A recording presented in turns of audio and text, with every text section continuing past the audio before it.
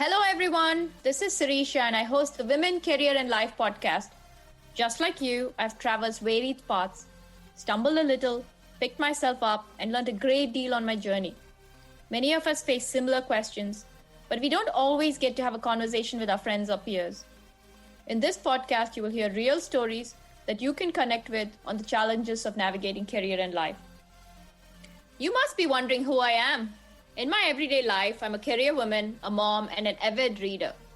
I'm also a road tripper, amateur gardener, and even a fashionista on some days. Join me and my guests as we have an open and honest discussion on career change, trade-offs, and working across boundaries. You get the idea. It's a perspective you simply may not hear anywhere else. Today's episode is a little different from the ones that I've normally done. I'm going to focus on the life aspect of women, career, and life. October is National Awareness Month for Domestic Violence, and I've got Sushma Malhotra, who works with Chetna in Dallas, which enables and supports South Asian members who are struggling through domestic violence.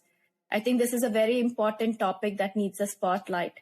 Please be advised that this episode has some graphic descriptions. By the way, I know I'm a few days late, maybe about 3 days, but I wanted to wish all the listeners who celebrate Happy Diwali. I see a lot of coincidence in that because Diwali is all about shining light and lighting the path towards good. In some ways, that is the topic we are addressing, though it is not the significance behind Diwali. I want to make sure the listeners understand.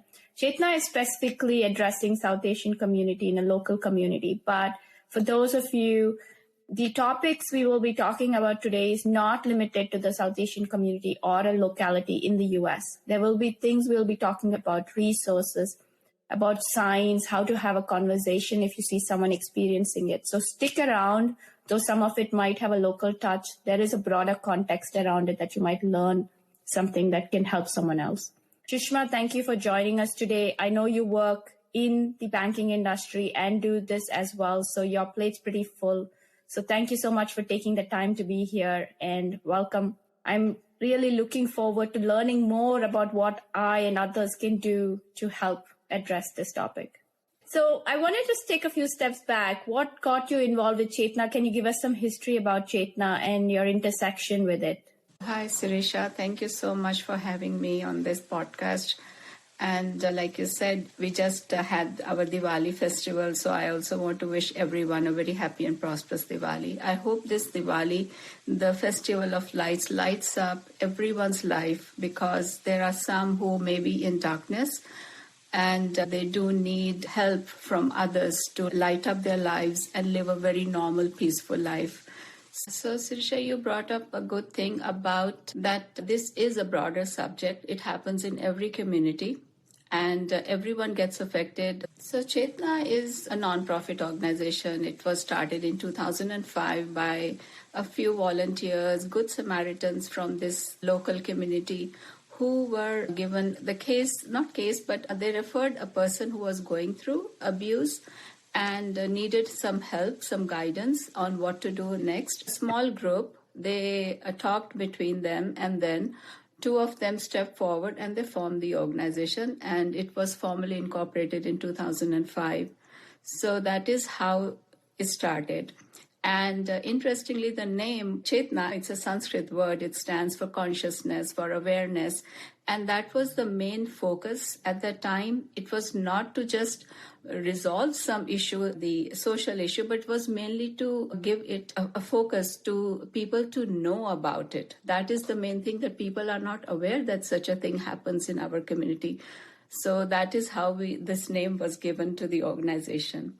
I got involved in 2006. I'm like you said, I'm a banker and I had gone for some networking meeting. I was meeting a CPA and he started talking that, we have this organization and we help the victims of domestic violence and there are some very good people who are involved in it. And would you like to know more about that?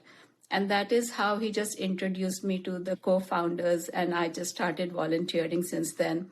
So I'm one of the co-founding board members of Chetna. At that time, we didn't have any formal board as such, but then we started forming a board, and then we had all the titles and designations, and we added more board members and started looking for more volunteers to help. So that's how it formally started at that time. It looks like it came at the right intersection. It was a problem that someone was trying to address, a solution. I like the name because it's really also about awareness, right? On how you can support others as they're battling through this issue. So how does Chetna work? Like, how do people find you? Like, how do people reach out to you, or how do you find people who need help? And what are the sort of the steps and resources that are structured around it? The local statistics are that 1 in 3 women are victims of domestic violence. So this 1 in 3 is a huge number, and that this is only the statistics that is there for in the mainstream, whereas every culture is slightly different, and our South Asian culture is even more different. Why? Because we are very much family oriented. We have always thought about that it's a taboo thing. We don't talk about it. We are very reserved people. We don't know how to go out and talk about our internal problems. Now was formed just for that, for the South Asian people at that time, because we knew that we are culturally very different, and the problems that the clients face are very different from the mainstream. But yes, it happens in every community and at all social economic levels. And how people are reaching out to us is mostly word of mouth. We do try to do outreach. We have been going to local organizations. We do send our newsletters, and we connect with people. We connect with other agencies. But basically, this in our community is mainly word of mouth. A lot of calls that we receive are either friend or a relative or someone from work or somebody else, just knowing someone that may be going through this abuse. So it's basically that when people get to know, they either tell that person to call us, or many times they've even Googled for a local agency that is dealing with domestic violence in the DFW area, and that is when they find us. So it's because it's a very taboo subject in our community, it's very difficult to openly talk about it. So it takes a lot of courage for the people to reach out to us. We have a helpline which people can call. So usually we do get calls on the helpline. Sometimes people have also reached out to some of our members, like our board, and they tell us that they know this person who needs help. So can I give your number? So that is how also people have been reaching out to us. So maybe you can share with us what is the helpline number, but what are the resources? So if someone approaches you, what are the next steps? And this could be specific to Chetna, but also more broad. How does the concept of agency or a support system helping someone who's going through this work? Our helpline number, it is 1-889-CHETNA, CHETNA, or 1-88924-3862. And I will give you some other resources too later to share with everybody. When people call us on our helpline, there are different types of calls. Some people just want to know that are they really going through a situation of domestic violence and abuse. Sometimes they don't even realize that, they don't know, but they do feel that something is not normal. So when they call us, there are, like I said, there are different types of calls. They just need the information about the resources we can give. And some people don't even know that there is help available, and they have resources that can actually help them out. So we give them, first of all, is to know that they are safe. Safety is of utmost importance.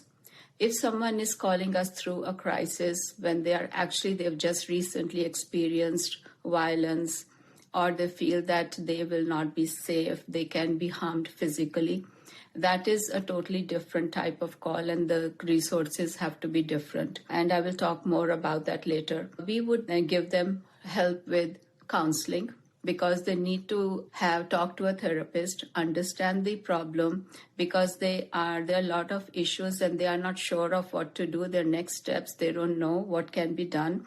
They do not understand the law of the land. They do not see that, they only see, or maybe they've been told that if they take help, it will be worse for them and that they will be deported. There's so many things that they are going through.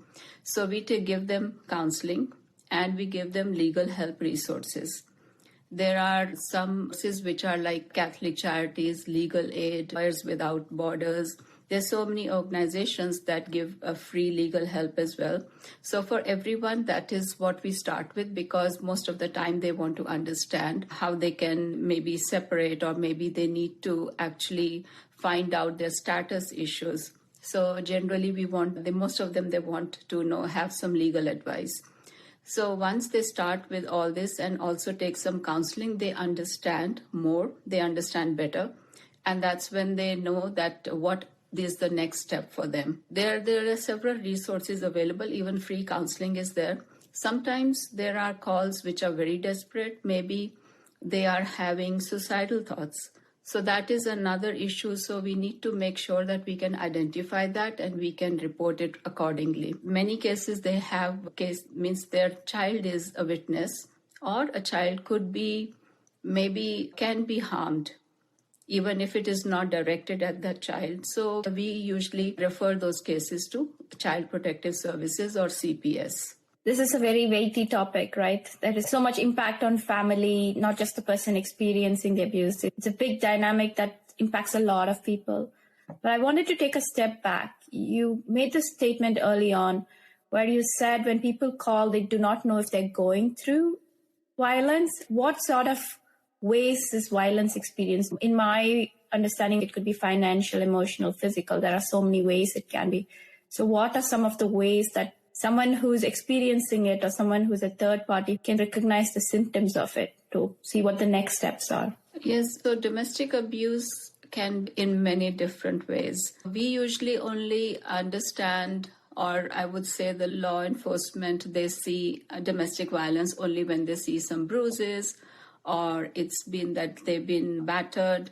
But it is not just physical. It is emotional, verbal, financial, sexual, and social, and isolation. So all these facets become, sometimes all these are mixed up together, and the situation is really grim. They really have no way of getting out of it. They are just living in fear.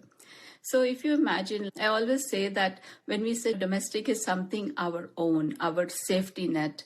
So when we are in the house, we know that we are safe, whether it's whatever is happening outside the world, we are still safe in the house. But if a person is not safe inside their own house with their own loved ones or their own family, then you can imagine that house is no more a safe haven for them. This domestic violence issue is to be taken really very seriously. It is an epidemic.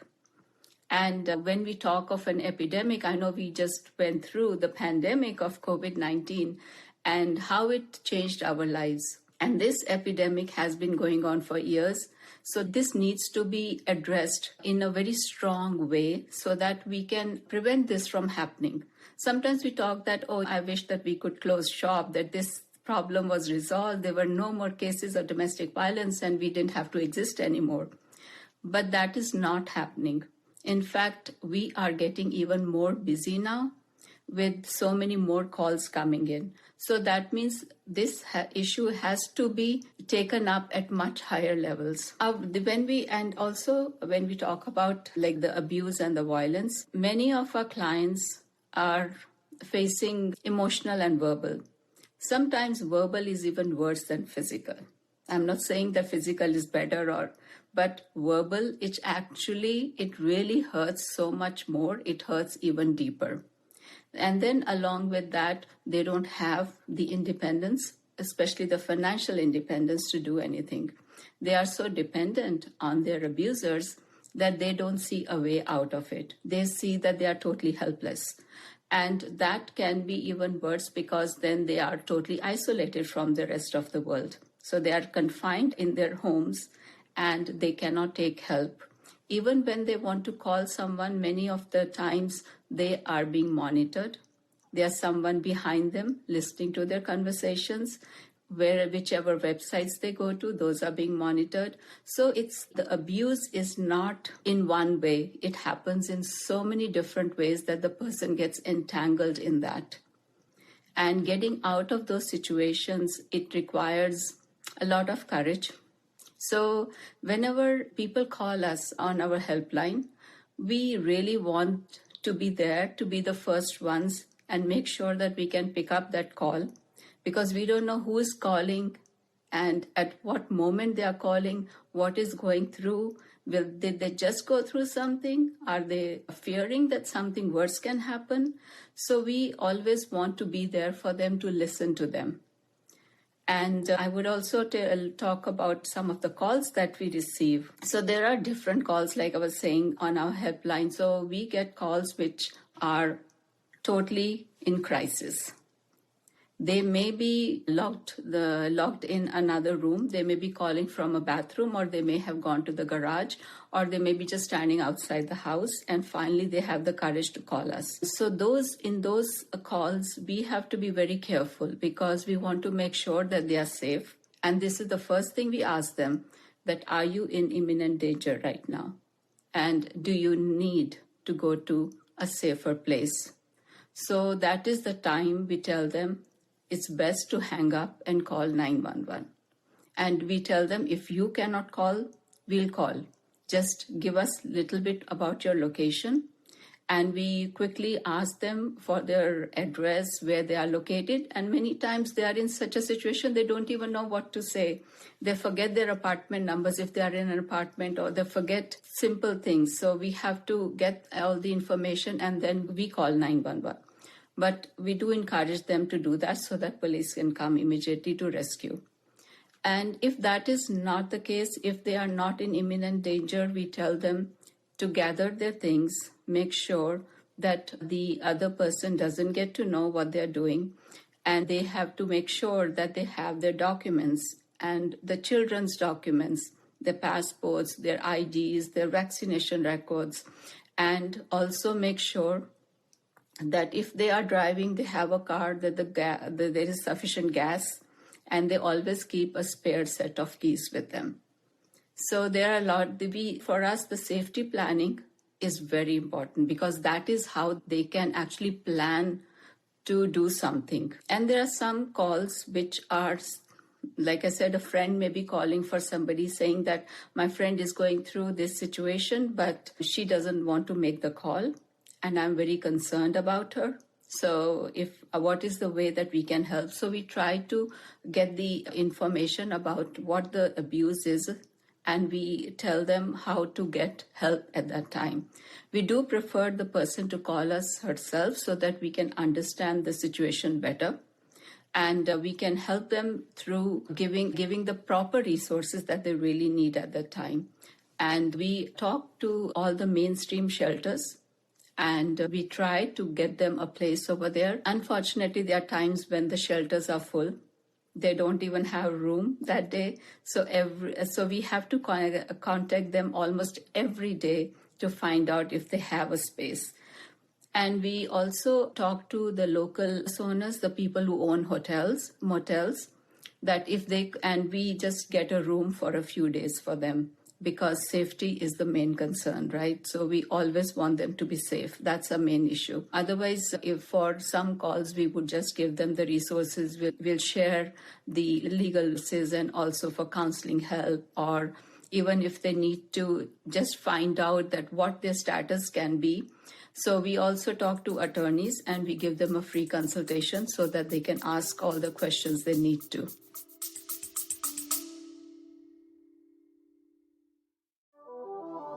Don't forget to subscribe to my Substack newsletter. The links are in the show notes.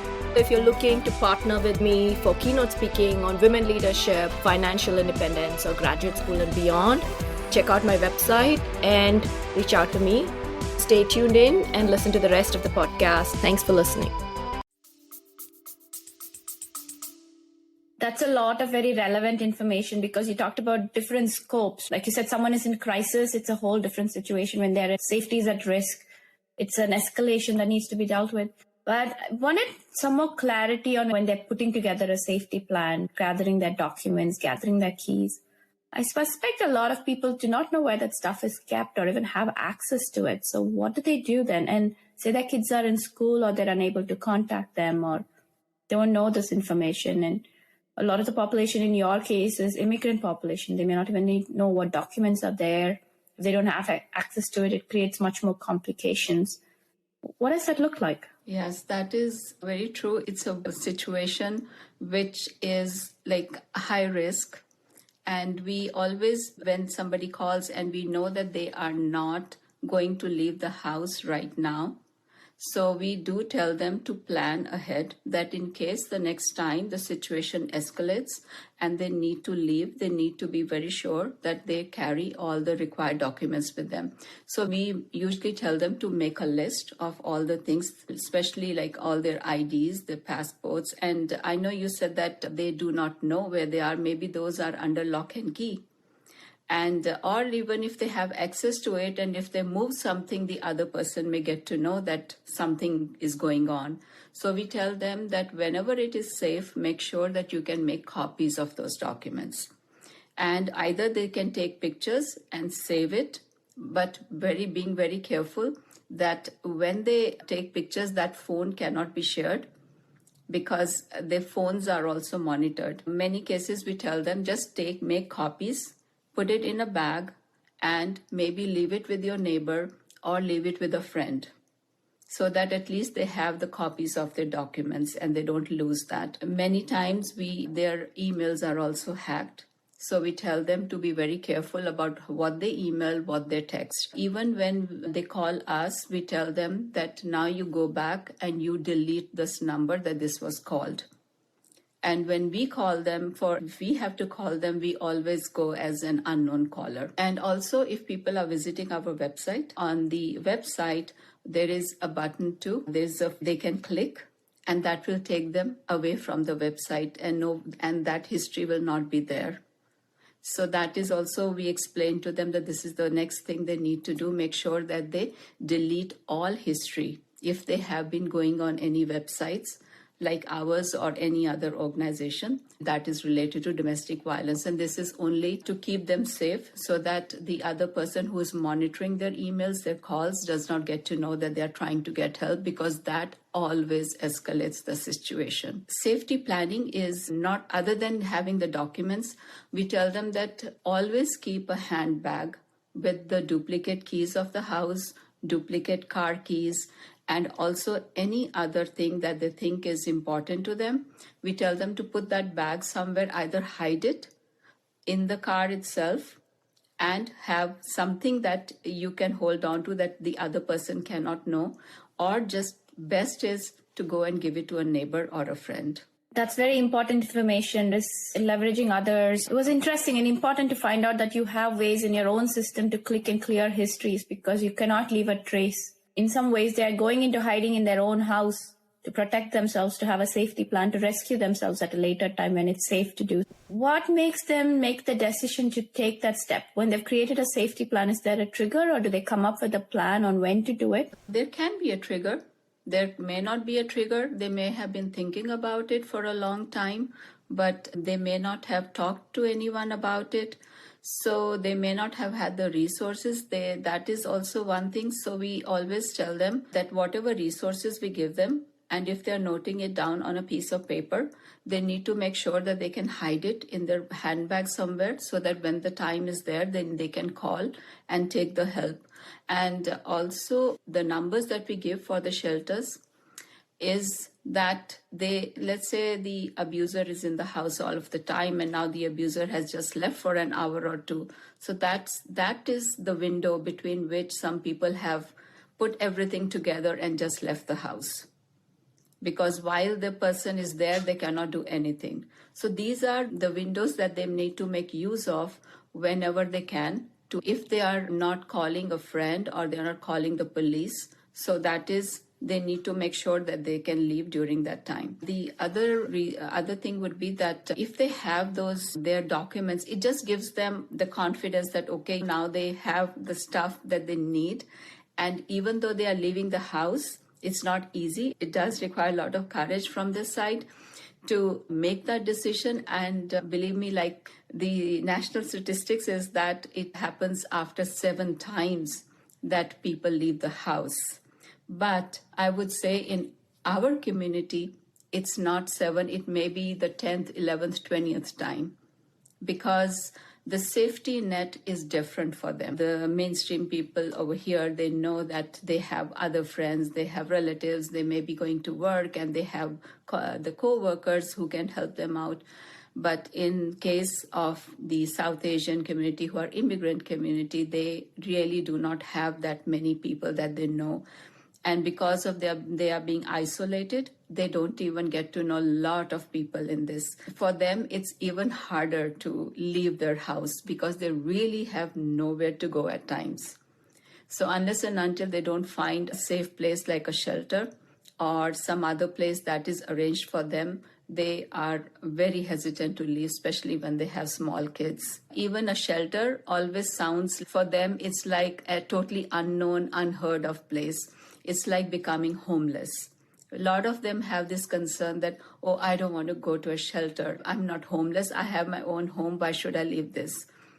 So for them, we always advise them that, no, we don't tell you to leave, but we always tell you to be safe. Be safe yourself and keep your kids safe. So it is only for the safety that we are telling you that you need to go to a safe place. Otherwise, we do not advise anyone that they need to stay or they should not stay or any such advice. We leave the decision to them because ultimately it is their decision. It's when the time comes, it comes for them, right? They will need to make that decision for themselves. We are only helping them in that process. Thanks for clarifying that point, because it is a personal decision and it's about the safety net that is needed for them to move forward. You said a portion of your calls come from friends and allies of people, co-workers and other resources. So how, as a third person, can someone recognize the symptoms of this abuse or this violence that's happening in someone's life? And how do you have that conversation? As you said, whether it's in our own community or outside, I think no matter where, the conversation can be quite difficult. So what are the ways to approach it so that you don't put the other person in a sort of defensive position or in a very hard bind, but they're willing to share so that you can help provide the support for them? Yeah, that is true. Most of the time when anyone, either their relatives or their friends or co-workers call us, we tell them that we are going to give you all the resources. We assess the situation with them. We go over we ask them certain questions. Many times they may not have all the answers also because they are also getting the information from that person. And they don't think of all the aspects. As an organization, we have been working with so many people, so we know what all it entails to actually help somebody, because there is not just like being immigrants or not immigrants. There's so many things that happen. So we have to ask them a lot of questions. Sometimes they go back and then ask and then they come back to us. But then that's the way it works. So we are always telling them that one more thing is that do not ever confront the abuser himself or whoever is the abuser, because we don't want them also to be unsafe in any way because they're helping the person. The abuser, you don't know whether that person can take out the anger on the person who's trying to help. So we always tell them to be sure that you are also safe. And whenever you communicate with the abused, be careful where you meet, how you meet, and what conversation you have in front of others so that their confidentiality is not compromised in any manner. And the same thing goes for even the victims themselves. We always say that if you have taken the help of anybody, whether it's an organization, whether it's from Chetna or from their friends or relatives, not to ever divulge that information to the abuser. Even when the times are better, even when they're having moments of they are all normal, because this is like a cycle. The cycle can be really bad, and then it goes like the abuser will come and apologize, and then they will be very nice to them. So we tell them, even in your weakest moments, do not give that information, do not share the information, because you never know how that will be taken, and that may actually flare up into an even more bigger crisis. So this is also part of our safety planning for them, to keep everything very confidential. And the same thing we tell to the people who are trying to help them. So for someone who is experiencing the situation or someone who's observing it, what am I looking for? What makes me know if I'm going through it, or what someone sees as someone going through it? If he sees another person, I'll do that first. So let's say you have a set of friends, you meet them on regular basis, but you do not know whether somebody is going through a situation, because when they are in public, nobody wants to talk about it. No one wants to talk about, because they are, in a way, they're ashamed. They think that that this situation is only happening with them. And they think that it's their destiny, it's their luck. What can they do about it? There's nothing that can be done. There is no help available.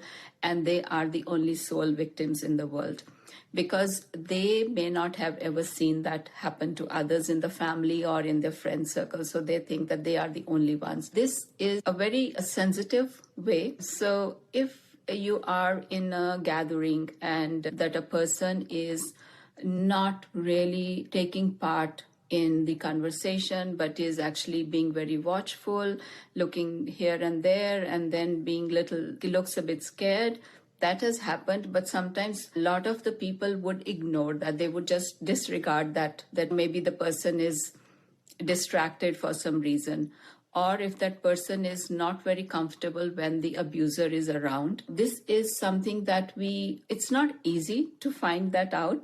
But it is, if you know a person and you have been looking at a person, many times you can see the signs of that. Even if you see the smallest of a bruise, it's no harm in asking that what happened? And even if that person says that, oh, it was an accident, you can tell by the way the person has been saying that it may not have been an accident. It could have been something else, because we all know that what it is to be a normal person, right? To have a normal life. And others, the person herself, that the victim, also at times will avoid talking about her personal life. Even if people are talking about their partners, many a times they don't want to talk about the partner. They will try to avoid that conversation because they feel that they don't have any good things to share of their personal life. So that can also be a red flag at times. If that person has started isolating, not coming to parties, and whenever she comes, she is not herself. She is not really smiling the way you would think a normal person would, or feeling happy about being amongst others. You just get that feeling that this person is trying to hide her feelings and she doesn't want to come out in the open and talk about it. But if someone does bring up that topic ever, I would say that we should never disregard that. Never ever say that, oh, it's okay, just try to just make that adjustment. It's fine. Things will be normal. Just do the way the person wants you to do or whatever. That it's okay. People have a fight and, you'll be fine. This is something that we should never disregard. If the next time you meet the person, please do ask, I hope that things are better with you now. If there is anything you want, or you just say that anytime you want to talk, this is my number, please talk, you can call me anytime.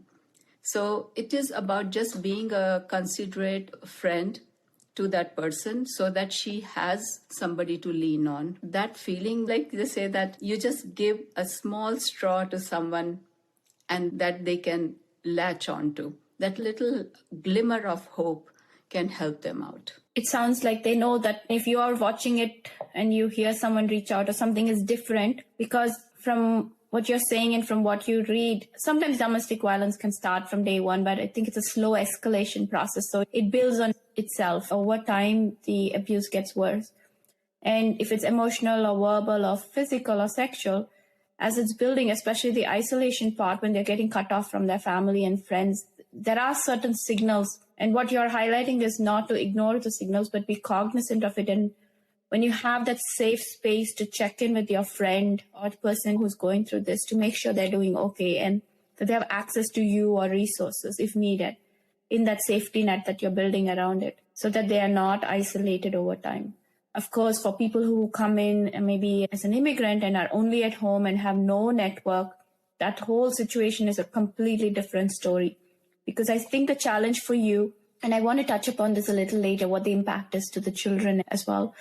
But for those who are completely isolated, I think the challenge is, how do you even reach them? Because there's no way to reach, no access, even for you, even as much networking you do. If you can't get, the door is always closed. There is a box. There is no way. You don't even know it exists.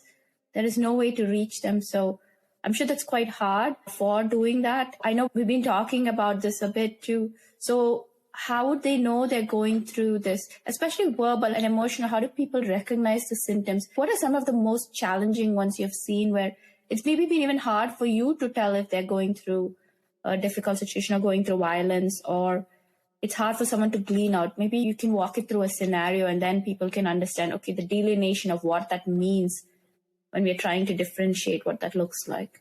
Yeah, that's a very good question, and it is definitely. So the people that, like you said, are totally isolated, they are really isolated. Some of them, they have not even been out of the house because the groceries are being given to them. They don't need to go out. They're all the time inside the house. They don't have a mobile phone. They don't have access to any finances. They do not have a driver's license. They don't know how to drive. They don't even know how to step out of the house. They have language barriers, and they don't even know they can even talk to their neighbors. They are told that if they ever go out, they will be sent back home, and they just live in that fear that where will they go if something happens. So that situation is, you can even feel it like while we are talking, that it's like that person is really living in like a black hole and does not know what to do. We have arranged for small meetings. We used to go to the apartment complex leasing offices, especially where the population of South Asian community is much higher and they do not divulge the demographics of who their residents are. So we just used to go to those apartment complex leasing offices and we would just hand out our brochures. We said, you don't have to tell us, but if you see, if you hear, or you think that there is something, either you can ask a call or these are the brochures and you can just write down our helpline number and give it to that person. That is if they get to know. And we used to tell them that once in a while, if you see somebody coming to the office, we do tell them that just show that these resources are there. That person may not need it, but that person may know a neighbor whom she has never seen and may think that, oh, there's something wrong over here. So you just have to see the red flags that are going there. So that was one way that we were doing our outreach. We also contacted the local police departments and we gave them some PowerPoint presentation on our culture because they don't understand that how come a woman would just simply listen and not do anything about what she's going through. They just don't see that. And in the South Asian community, the violence is not by the intimate partner, but it could be from the extended family as well. Many times we've seen some cases where the partner is not hurting the person, but the extended family is even beating them physically also. So these kind of situations are totally unheard of over here because why would someone's brother or parents hit someone when the partner is not doing anything? Sometimes there is a phone call from back home and that one phone call can escalate the situation.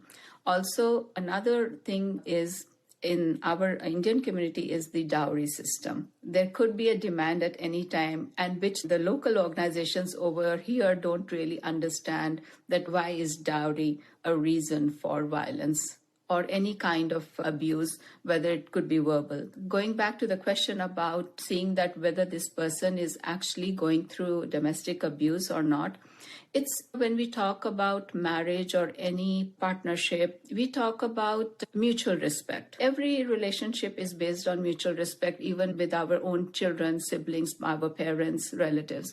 So if it is a marriage of mutuality, that sometimes one person has his way or her way, and then the other time it's the another person's way. So these kind of things are normal. If the other person is all the time being sarcastic that, oh, you are not educated, you don't even know this much, and makes the person feel belittling the other person, this is not really very normal, right? We all know that. We all have this thing that even if the other person, like everyone is not a doctor or engineer, and we are different professionals. So what we know, the other person may not know about us. And there is no such thing that if person is more educated or less. It's about your respect that matters. Saying that all the time, especially in front of the children or in front of the friends or your family, if they use insulting words, or every time they complain about what kind of food is being cooked, and that the person doesn't know anything, but you're not helping her to learn. It's the thing that nobody is perfect, but how do you do that? How do you deal with that? Even the abusers, I would say, when you do a study on them, they do have narcissistic tendencies. They do feel maybe under all that they are very insecure, and they find the other person maybe better, maybe even more educated sometimes from them, and that too can make it that way. Or they themselves may have had a childhood where they have seen abuse, and they think it is normal to talk to a person like that. So people come from different backgrounds, and they have different history in the family, and things are there. But then still, if a person is not being respectful or not keeping the boundaries, it is something that the abused needs to understand, that it's not going to work for them in the long term. And usually we also ask them that if they would like to do joint counseling, couple counseling also. But then most of the times we have seen that the abusers do not agree to that. They say that we are perfectly fine, the other person needs help, so this person needs to go and take help. So that is also like a narcissistic quality in people. And many times I've also seen that they are both same, like they go and have an argument at the same level. But that argument, sometimes one person gets physical at the end of it. And that also is because maybe the one person is stronger than the other. So when they cannot find the words, they just use their physical ability at that time. So it's very difficult especially like verbal and even financial. It's very difficult for a person to say that, okay, they'll say that, I don't get money. I just go out and everything is paid. I don't have anything in my purse. That is also a form of abuse, because if you don't share the resources that are there with the family, then you are being left out, right? You are not equal to the other person. You're doing all the work, but you don't know what's happening with the financials of the house.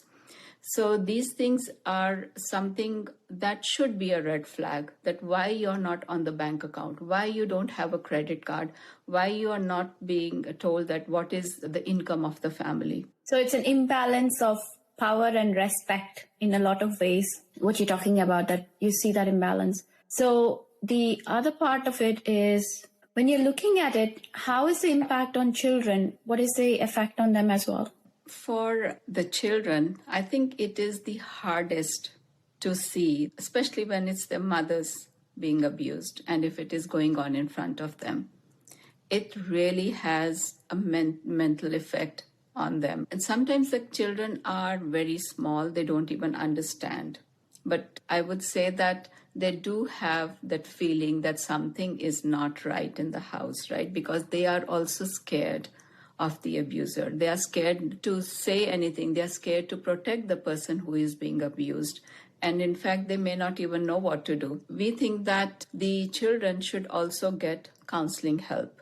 Whenever we have a client call and that person has kids who can go and see a child specialist, we do tell them that they need to make sure that the child gets therapy. Even the school counselors can help a little, but then sometimes they need even more help than just the school counselors. For us, whenever there is a phone call, especially at the time of crisis, the first thing we ask them is that, do you have kids in the house? If you do, how many and how old are they? And are they with you, or either you're holding them while the other person is abusing or maybe physically hurting you? Because that means that the child is in danger too. And by law of the land, we are supposed to inform this to the CPS right away. Because the kids' life and their safety is very important. And many times, even if that situation, that crisis is over and at that time the person is calling us, we do tell them that you need to either think more about your children, because it's not just you, and your children are also suffering because of what is going on in the house. And it can have a long-term effect for them as a human. And even when they grow up, whatever they witness in the house is going to remain in their memory forever. So we always advise to take counseling for them as well, whether it is together and some sessions which are separate. When we inform the CPS is going to visit the house, do a welfare check on the children. And if they see that the abuser is still there, and the abused person is also there with the children and is not trying to take care of the children, or she cannot do anything, so that they do advise them that they need to be separated, because they cannot have the children in an unsafe home. And we always advise our clients that they need to understand that the CPS is there to help them out and not just to take the children away. And it has happened in some cases that the children were taken away from both the parents.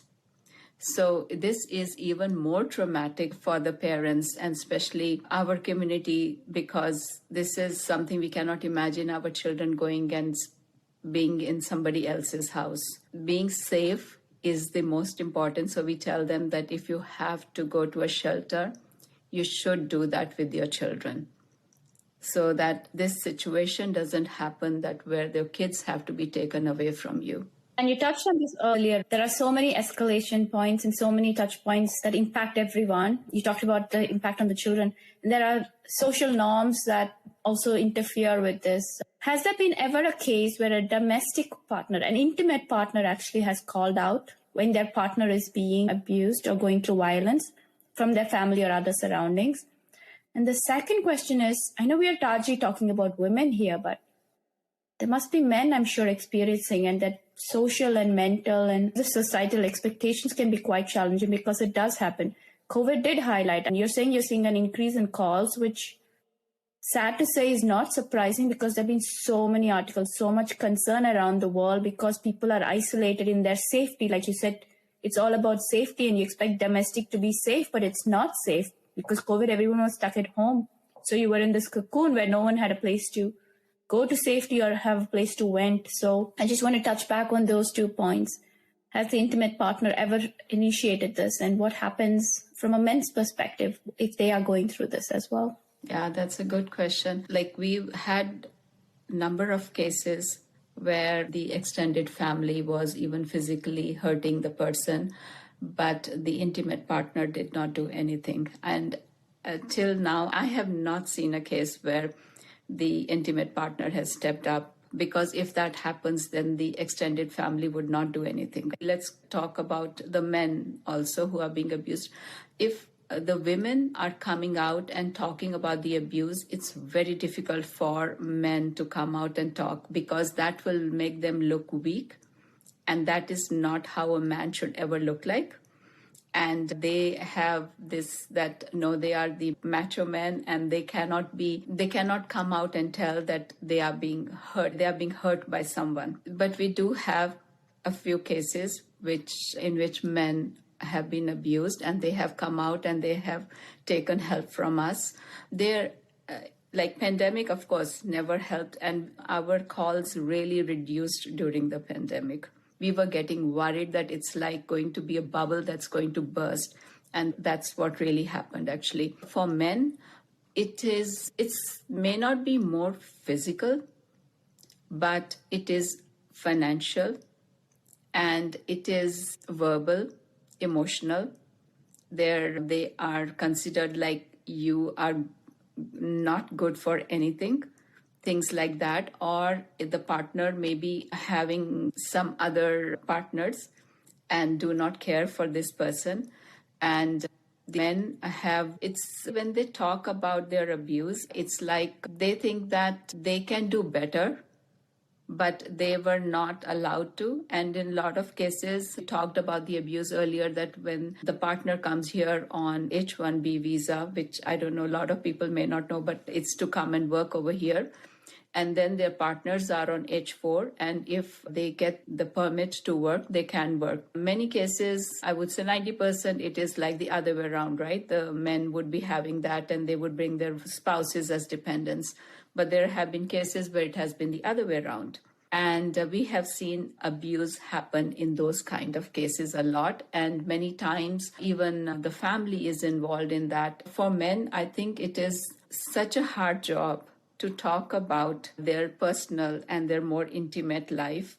So whoever has contacted us so far, we have been telling them also to take counseling, because this can really have a long-term effect on their emotional health, because it is not normal for a man to be abused. It's just the way the society is, just the way our thinking is, that we make it even more difficult for the man to be the victim at any time. I'm glad you clarified the point in the first case. If the domestic partner was the one to report the abuse, it would never have happened in the first place, because the extended family wouldn't be able to. They have, in some ways, given passive consent or active consent for the abuse to happen. And the challenge for men is incredibly hard. The barriers mentally, physically, and also for someone to even think of the idea of a man going through this, quite challenging. And I do want to highlight the fact, as we wrap this critical part of this episode, is, you said this many times, affects all sorts of strata of the society. It is irrespective of social, economic, educational, whatever consequences. You could be an incredibly accomplished, educated woman, financially independent in everyone's eyes, who could be going through this, and there is no way someone could envision it. Though this conversation has had in focuses around immigrant population, this podcast is heard in different places. So no matter where in the world you're listening to this, be aware that there are resources in your community around you. If you need help, try to see, like Sushma mentioned, it in a safe space, in a confidential space, to find the resources and help. And maybe if you have people you are aware who are going through this challenge, that you find a safe space to have that conversation.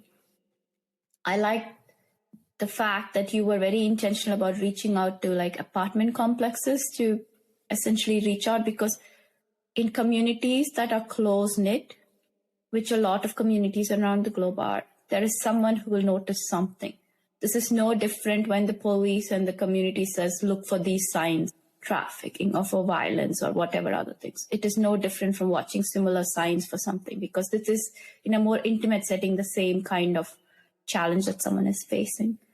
Thank you, Sirisha, for actually doing this segment, especially like you said, October is the month of Domestic Violence Awareness Month, and there are so many events being held to highlight this epidemic that is there in our community. And a lot of people are actually reaching out even more. Through these events, and the main thing is the outreach. We believe that we can only control, or maybe we can have an effect on reducing the domestic violence in our community, is through outreach and education. So I tell everybody that don't think this is a taboo subject, because it is not. It is even worse than any other like the COVID or anything. It is affecting a lot of lives. It is not just one person who is being abused, but everyone who is related to that one person. And that ripple effect is actually going through the whole community. This has to have an open forum. People need to know about this, people need to talk about it, and people need to address it. And it is not only a woman's issue, it is actually a men's issue, because most of the time, most of the cases, the abusers are men. And I'm not saying that women are not, but this is true. And we want more male members to become volunteers, to be the spokesperson for standing up and actually pointing out, having the courage to, even if that person is their own brother, their friends, anyone, or even anyone at workplace, to stand up and say that, no, this is wrong, this needs to stop. So I would encourage most of the male community members to stand up against this. We just need to end this epidemic, the domestic violence. Sushma, thanks. And I think that is a great point. Men are our allies. They need to be there to support it. When we started this conversation with a story where a male CPA colleague asked you to volunteer with Chetna, and I think that is the initiative, because it is a men's issue. We need them to step in and support and be the advocates and have the conversation within their peer circles as well, because the awareness needs to be raised, just to be there to support to end this epidemic. And with COVID essentially reaching a downturn, you're going to get more people and more calls, as you're already receiving. And we need to understand how to end this within our own communities, but across the world as well. So Chetna's been working, like you said, for many years, almost 15 years now. So what have been some of the success stories of the organization, and what have you heard? How have these women come out of this and really found their voice, found their spirit, found themselves, and what have they done? Yeah, so we feel really proud when we talk about our clients who have gone through, I would say they've gone through hell. They have gone through such difficult situations in life that most of us would think unimaginable. But when they get little bit of help, little bit of resource, just little bit, and hand holding just for a small time, just to make them feel that they are safe now and they can do a lot. They have done so considerably, are even more successful than all of us. I'm still in contact with so many of our ex-clients. We call them, they are part of like our friends. They become like my daughters, my friends, my sisters, like the extended family abusing, and then them to come out, get their education, and then go and lead a very successful life makes us very happy when we see these people. They are doing so well. It's been almost 10 years that I got a call from a friend's friend, and she said that, oh, there's this girl, she has a toddler, and she is at my house and she got beaten up. So I just brought her to my house. And when I went to see her, I get emotional. When I saw her, I was shocked. So we sent her to a shelter at the time. And this girl, she is an engineer from back home, comes from a very good family. And with the toddler, there was not much she could do, even though she was very helpful with her spouse's business. They had a family business over here, and she used to take care of the business too. Very smart, enterprising young girl. But the extended family, I do not know what was there, whether it was something more they expected from her. They would hold her and this guy would beat her, even when she was carrying her child. When she came out of that, good thing that her parents back home were very supporting. A lot of times we see that the victims do not get help from their families too, because they have so much expectations from the person who is come from India and married an American. So they have that, oh, so now they are going to help other people too. But in this particular case, girl, she had the support of her family, so they helped her with taking care of the child. And then she studied more over here. She took some computer courses and she worked. So she would work in the evening, or she would study in the evening and work in the morning. She went through a really difficult time, but now she is working for a very big company. in the IT, and she is leading such a happy and very accomplished life. We need to talk about some more success stories. This was just one I could think of, because this person even spoke at our one of the fundraisers. She was finally able to come out of it and talk about her situation. But we do have a lot of people who are now very well settled in life. Very few of them have remarried, but most of them, they are very happy the way they are. Sushma, I know this has been really hard for you because it's more personal, and it sounds quite horrific from what you described, what she went through. But it has been a success story, and you as a friend and the organization Chetna and other organizations are able to help. And I think what we want to end this episode really is a message of hope and a great note to end it on. If you're going through this, someone who's going through this, someone who's having a really hard time, a tough time going through this epidemic, this endemic violence that they're facing, first, make sure you're safe. Make sure you can access the resources. And there is always a big, bright light at the end of the tunnel. You will be able to come out, be successful at it, and you will be your own accomplished person. And we started with this conversation with it being Diwali and all about light. There is a light, a big light, which will dispel this darkness. So I hope everyone is safe and everyone is, if not, getting there on the path to safety. Sushma, thank you for sharing this. And I wanted to ask you a question. This is a question I ask every guest. What advice would you give your 21-year-old self? I know it's going back to so many years, like for my age, going back so many years and thinking about that, because 21 years is when we are in the prime of youth and we have so much to look forward to in life. We are looking at the future. There are a lot of things, whether it is career-wise. At that time, we are totally focused on our career and maybe finding a partner, right? So it's to tell myself that what it would be, what advice I would give myself.